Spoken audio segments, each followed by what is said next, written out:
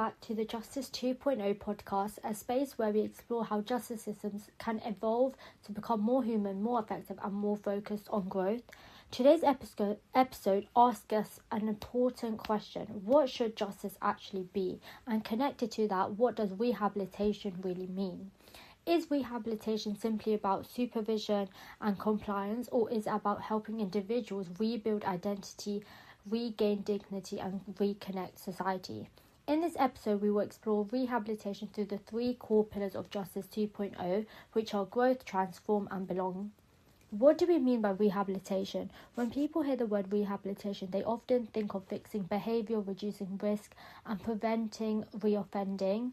Traditionally, rehabilitation has focused on risk management, behaviour monitoring, enforcing conditions, and measuring compliance. While accountability is essential, we must ask, does compliance equal transformation? A person follows rules temporarily, but does not necessarily mean they have developed new skills, rebuild confidence, or changed how they see themselves. True rehabilitation should go deeper than behaviour control. It should focus on identity, development, emotional resilience, and opportunity. Justice 2.0 challenges the narrow definition of rehabilitation and invite us to rethink it entirely. The first pillar of Justice 2.0 is grow. Grow-based rehabilitation recognises that individuals are more than their past mistakes. It shifts the focus from what's wrong with the person to what strengths does this person already have. Rehabilitation, in this sense, becomes a process of human development.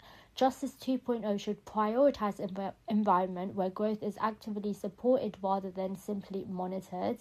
The second pillar is transform. Justice 2.0 is not only about transforming individuals, it's about transforming systems. So if the culture of justice institution remains rooted in punishment, stigma, and control, then growth becomes limited. The third pillar is belong.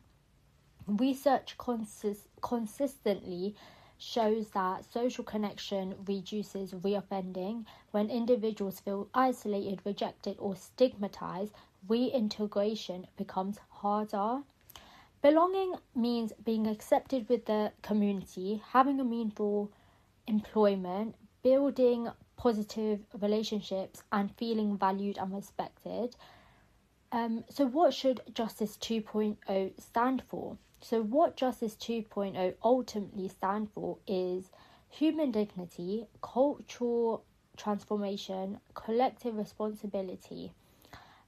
It should move beyond punishment as the central strategy and embrace growth as the foundation for long-term public safety.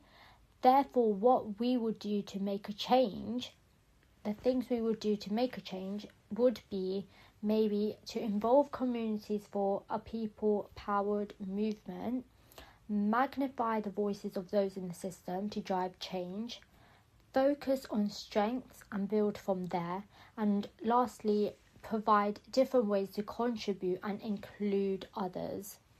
These are the main changes that we hope to see to happen in the future.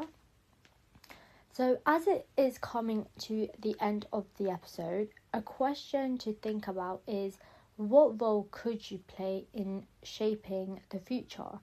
If this episode resonates with you, share it, start a conversation, and join us as we continue exploring what Justice 2.0 should become.